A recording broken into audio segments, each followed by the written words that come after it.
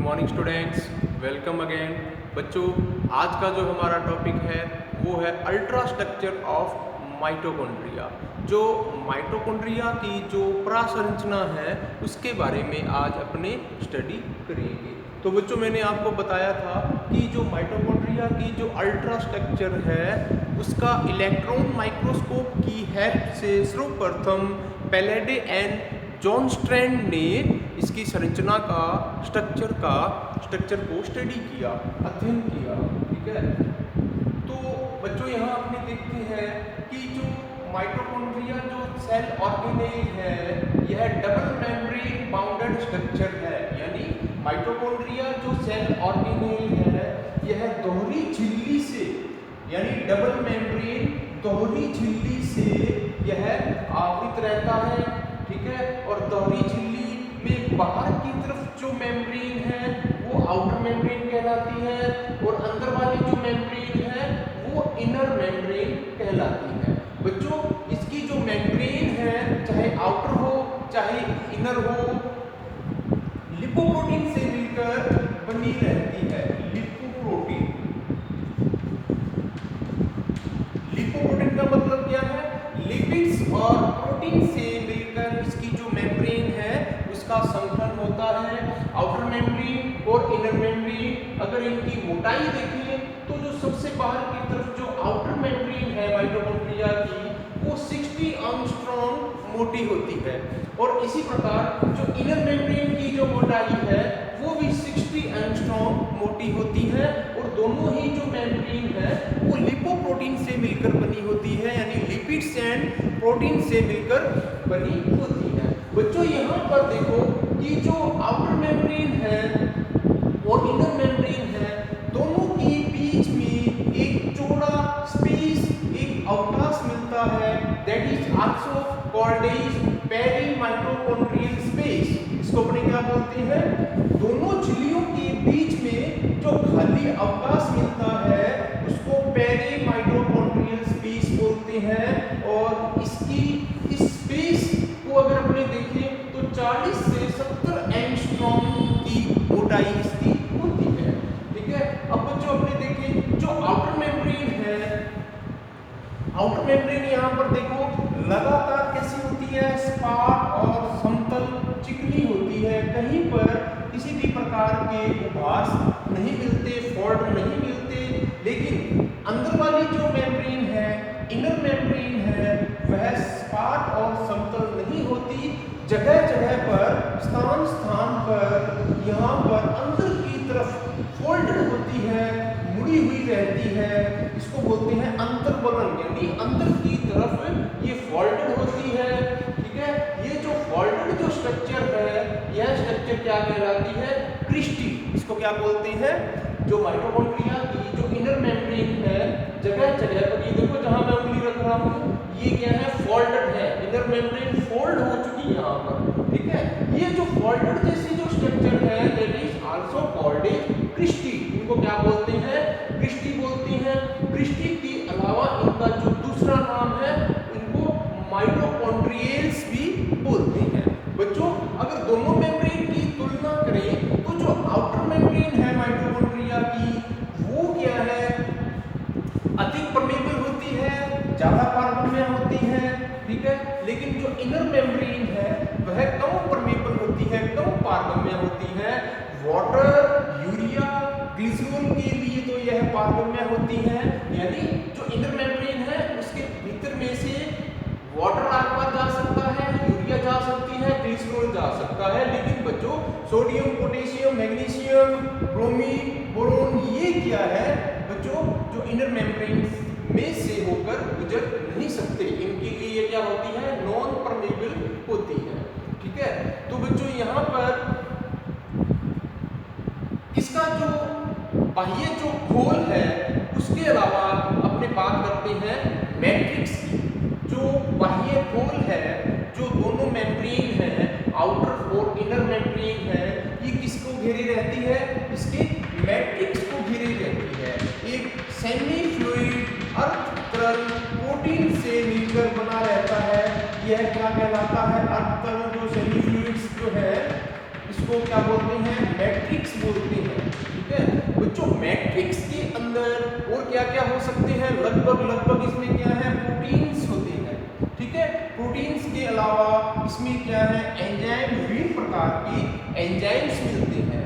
ठीक है, और एंजाइम, क्योंकि बच्चों एक बात ध्यान रखना, जो माइटोकॉन्ड्रिया का जो मैट्रिक्स है उसके अंदर क्या चलता है, क्रेब्स साइकिल चलता है। मैट्रिक्स के अंदर क्या चलता है, क्रेब्स साइकिल चलता है। तो क्रेब्स साइकिल माइटोकॉन्ड्रिया की मैट्रिक्स के अंदर चलता है। तो बच्चों क्रेब्स साइकिल से रिलेटेड जितने भी एंजाइम्स हैं, वे सारे जो एंजाइम्स हैं माइटोकॉन्ड्रिया की मैट्रिक्स के अंदर मिलते हैं। ठीक है, इसीलिए मैट्रिक्स के अंदर क्रेब्स साइकिल चलता है। ठीक है, और एंजाइम्स के अलावा इसमें क्या मिलता है, डीएनए मिलता है। बच्चों माइटोकॉन्ड्रिया के अंदर जो डीएनए है वो एमडीएनए, माइटोकॉन्ड्रियल डीएनए कहलाता है। और कैसा होता है, वलयाकार होता है, सर्कुलर जिसको बोलते हैं, वलयाकार होता है। ठीक है, जैसे कि प्रोकैरियोट्स के अंदर, जैसे कि प्रोकैरियोट्स के अंदर।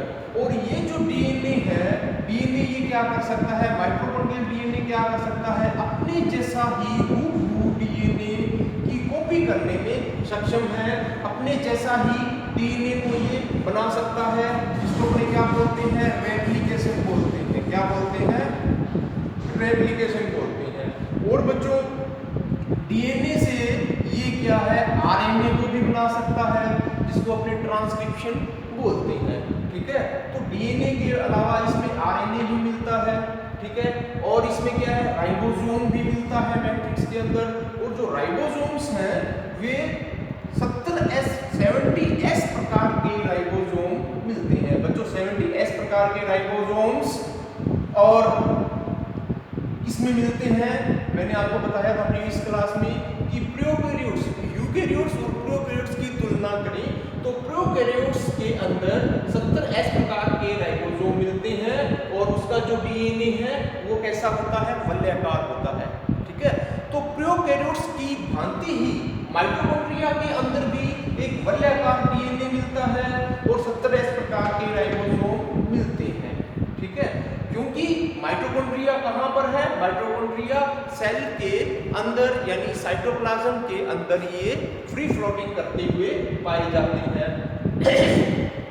और सेल, जैसे एक सेल के अंदर डीएनए मिलता है, ठीक है, वैसे ही माइटोकॉन्ड्रिया के अंदर भी खुद का डीएनए होता है, सर्कुलर, जिसको क्या बोलते हैं, माइटोकॉन्ड्रियल डीएनए। और सेल की भांति ही ये क्या कर सकता है, अपने जैसा ही डीएनए, यानी इसमें रेप्लिकेशन की पावर होती है और इसमें डीएनए से आरएनए बनना, इसमें अनुवादन यानी ट्रांसक्रिप्शन की भी पावर होती है। तो बच्चों माइटोकॉन्ड्रिया को अगर अपने ध्यान से स्टडी करें तो माइटोकॉन्ड्रिया को अपने क्या कह सकते हैं, सेल विद इन सेल, कोशिका के अंदर कोशिका, जैसा क्लोरोप्लास्ट के अंदर था।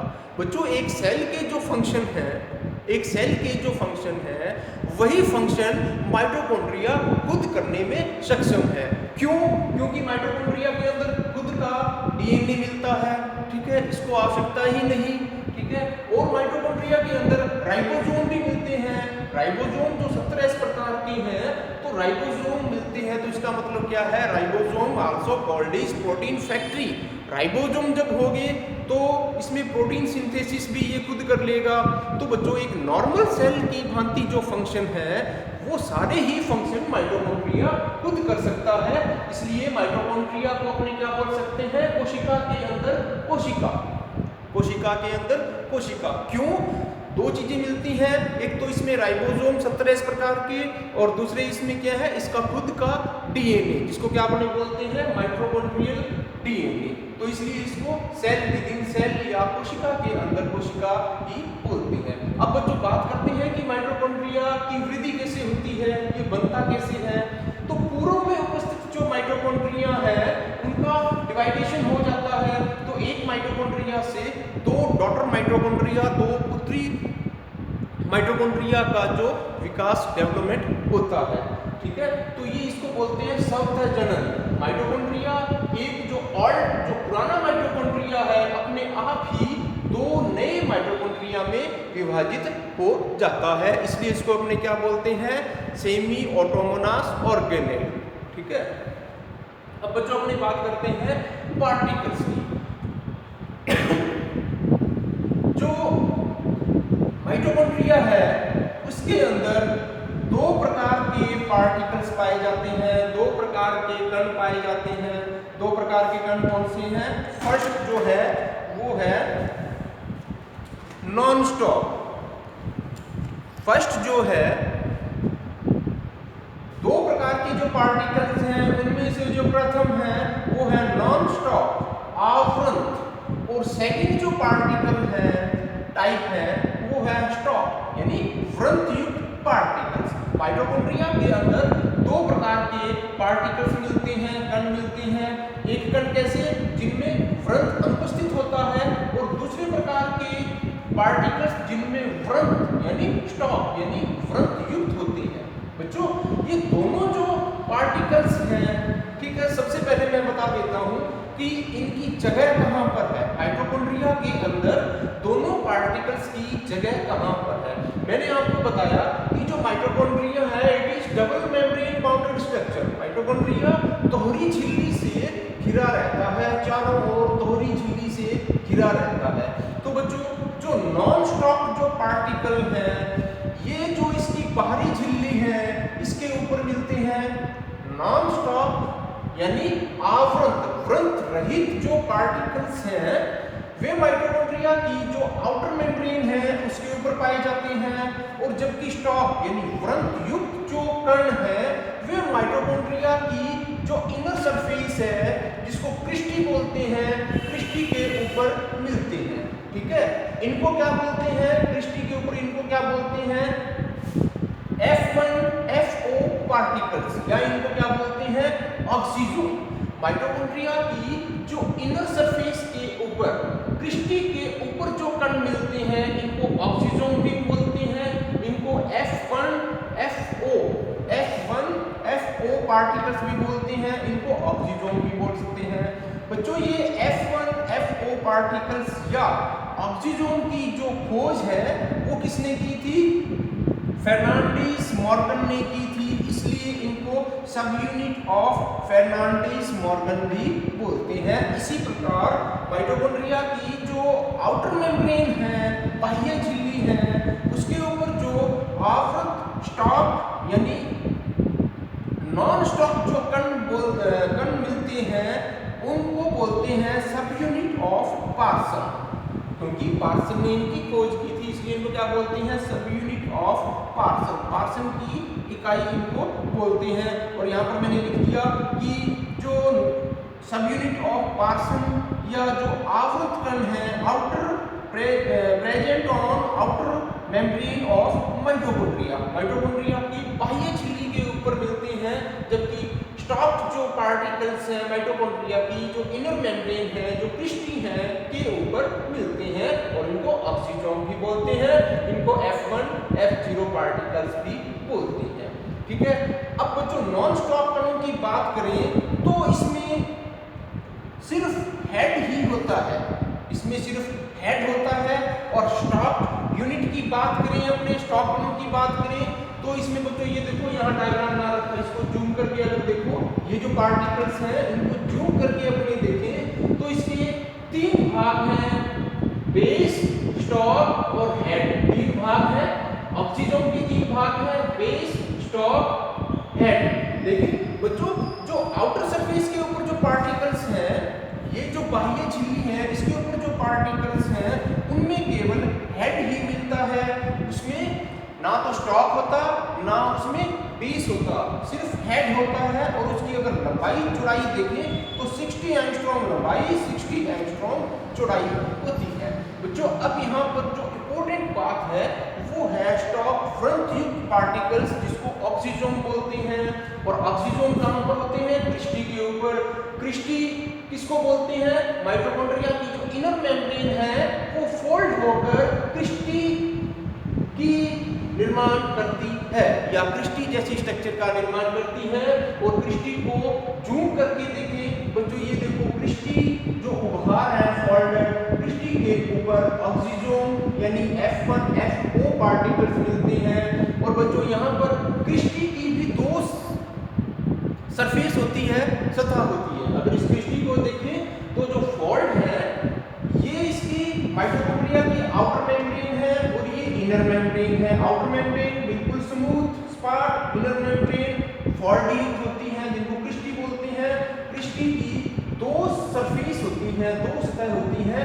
क्रिस्टी की जो बाहर वाली सरफेस है, क्रिस्टी की जो बाहर वाली सरफेस है also called is C surface, और क्रिस्टी की जो अंदर वाली सरफेस है that is called is M surface. तो क्रिस्टी की भी यहाँ पर दो सरफेस है, बाहर वाली outer called is C surface, inner called is M surface. जो सी सरफेस है, आउटर सरफेस है, ठीक है, आउटर सरफेस के ऊपर ऑक्सीजोम यानी F1 FO जो पार्टिकल्स हैं वे लगे रहते हैं। अब बच्चों यहाँ पर जो F1 या ऑक्सीजोम है इनको एग्जाम के अंदर अलग से भी ये क्वेश्चन पूछा जा सकता है। बच्चों मोस्ट इंपॉर्टेंट क्वेश्चन है ये ऑक्सीजोम। व्हाट इज ऑक्सीजोम या डिस्क्राइब ऑक्सीजोम, ठीक है।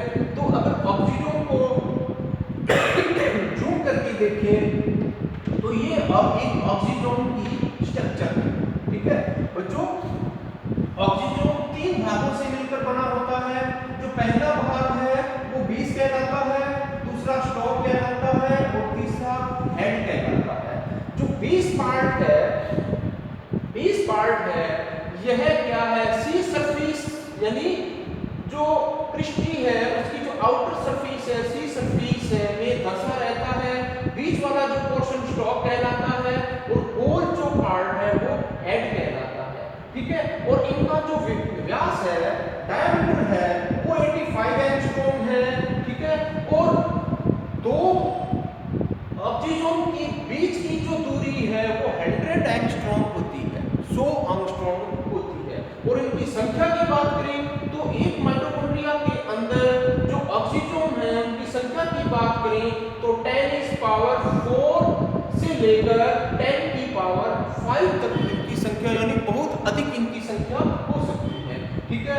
अब बच्चों यहाँ पर देखो जो FO जो फैक्टर है वो इसकी बेस में मिलता है और F1 किसको बोलते हैं, हेड को बोलते हैं। थोड़ा सा आप ये ध्यान रखना, ठीक है। अब बच्चों बात करते हैं कि इस जो ऑक्सीजोम है उसका काम क्या है। माइटोकॉन्ड्रिया के अंदर ऑक्सीजोम का काम क्या है बच्चों, ऑक्सीजोम क्या काम करता है। ऑक्सीजोम यहाँ पर फॉर्मेशन ऑफ एटीपी जिसको एनर्जी बोलते हैं, तो एनर्जी के रूप में जो एटीपी है उसका निर्माण कहाँ होता है, ऑक्सीजोम के अंदर होता है। और उसके निर्माण के लिए एक एंजाइम मिलता है हेड के अंदर जिसको अपने क्या बोलते हैं, एटीपीएज एंजाइम एटीपी की फॉर्मेशन करता है, इसलिए इसको क्या बोलते हैं, ऑक्सीडेटिव फॉस्फोरिलेशन। ऑक्सीडेटिव फॉस्फोरिलेशन आपको इतना याद रखिए कि जो ऑक्सीजन का जो मेन रोल है वो है एटीपी को बनाना, सिंथेसिस ऑफ एटीपी या फॉर्मेशन ऑफ एटीपी, इसको क्या बोलते हैं, ऑक्सीडेटिव फॉस्फोरिलेशन। तो हेड के अंदर क्या होता है, एटीपी सिंथेसिस होता है, किस एंजाइम की हेल्प से, एटीपीएज एंजाइम की हेल्प से। तो बच्चों यहाँ पर इसके अलावा ऑक्सीजन के अंदर 4 प्रकार के इलेक्ट्रॉन ट्रांसफर कॉम्प्लेक्स भी मिलते हैं, इनको फर्स्ट, सेकंड, थर्ड, फोर्थ भी बोलते हैं। जो फर्स्ट और सेकंड जो कॉम्प्लेक्स है वो बेस में मिलते हैं, थर्ड जो कॉम्प्लेक्स है वो इसके स्टॉक में मिलता है और फोर्थ जो इसके हेड में मिलता है। बच्चों ये क्या करते हैं, इलेक्ट्रॉन को एक जगह से दूसरी जगह पर ट्रांसफर करने का काम करते हैं। बच्चों इसमें चूंकि इसमें आप देखो कि जो क्रेब साइकिल है वो माइटोकॉन्ड्रिया की मैट्रिक्स के अंदर चलता है। क्यों, क्योंकि उससे रिलेटेड सभी प्रकार के जो एंजाइम्स हैं वो माइटोकॉन्ड्रिया के अंदर मिलते हैं, ठीक है। लेकिन एक जो एंजाइम है सक्सिनिक डिहाइड्रोजिनेज, ये जो एंजाइम है ये इनर मेम्ब्रेन से जुड़ा रहता है, ये इनर मेम्ब्रेन से जुड़ा रहता है और माइटोकॉन्ड्रिया को Janus stain B C stain या अभिरंजित किया जा सकता है। बच्चों एक एंजाइम और भी है इसमें, एडिनिलीन काइनेज, जो कि पेरी माइटोकॉन्ड्रियल स्पेस के अंदर मिलता है। थोड़ा बहुत आप इसको याद कर लेना। तो बच्चों ये था एक माइटोकॉन्ड्रिया की अल्ट्रा स्ट्रक्चर। अब इसके बाद अपने करेंगे फंक्शन ऑफ माइटोकॉन्ड्रिया।